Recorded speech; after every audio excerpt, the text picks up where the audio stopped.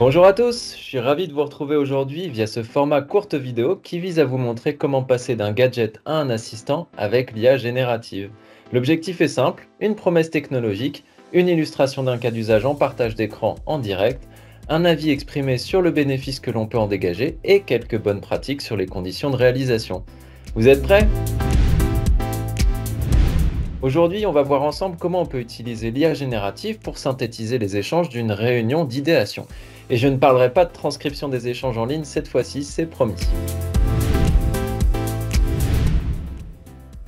La promesse des IA génératives est simple, au-delà de retranscrire les échanges lors d'une réunion en ligne et d'en faire le compte-rendu, ce qui m'intéresse aujourd'hui, c'est de vous montrer comment on peut numériser des choses qui se passent physiquement dans l'environnement de travail, comme lorsqu'on réalise un atelier où on partage des idées via post-it. On va y aller par niveau de difficulté. Alors, il se trouve que je collectionne les vinyles. Je ne vais pas vous poser la question si vous êtes plutôt Stones ou Beatles, mais j'ai pris deux disques pour illustrer ce cas d'usage-là. On commence simplement. Je lui ai partagé une photo donc dans Copilot Bing Chat, version web, et je lui ai demandé de lister les disques de la photo. Il se trouve que là, il a tout bon, il a identifié les deux éléments. Pour vous montrer un niveau de difficulté supérieur, et avant de vous montrer ce que ça donne pour un atelier d'idéation avec des post-it, j'ai fait l'exercice en prenant une partie de ma collection, donc voilà, les vinyles rangés par ordre alphabétique sur la tranche, et je lui ai demandé de me faire l'inventaire des disques qu'il y a sur la photo. Il s'en sort plutôt bien, il en a listé voilà, un peu moins d'une quinzaine. Pas l'exhaustivité, donc là on voit déjà qu'on a quelques erreurs, même si là pour le coup je trouve qu'il a fait plutôt du bon travail, un bon premier travail.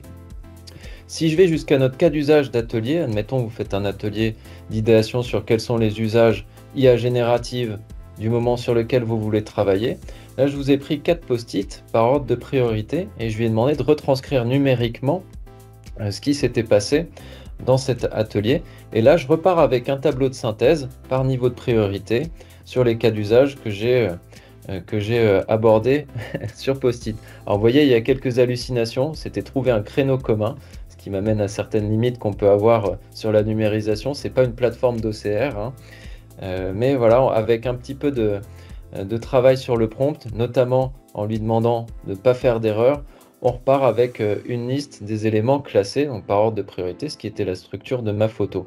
Ce que je trouve intéressant avec Copilot version Bing Chat mode web, c'est qu'on peut ensuite repartir avec l'Excel de la synthèse de notre atelier.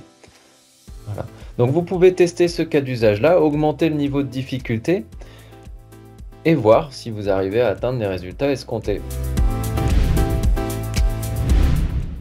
Sur les bénéfices que l'on peut en dégager et les conditions de réalisation, vous voyez qu'on peut gagner du temps finalement à la synthèse et à la numérisation d'un atelier qui peut se passer physiquement. Maintenant, on peut avoir des erreurs et il faut bien se préparer à pré-mâcher le travail, c'est-à-dire prendre des photos avec des éléments avec un périmètre relativement restreint, augmenter le niveau de difficulté pour voir là où vous toucherez la limite de Copilot Bing Chat sur ce cas d'usage-là.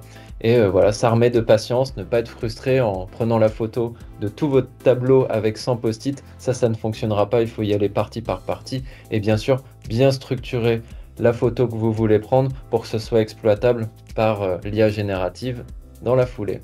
Je vous remercie, je vous retrouve bientôt pour une autre vidéo sur un autre cas d'usage. À bientôt, au revoir.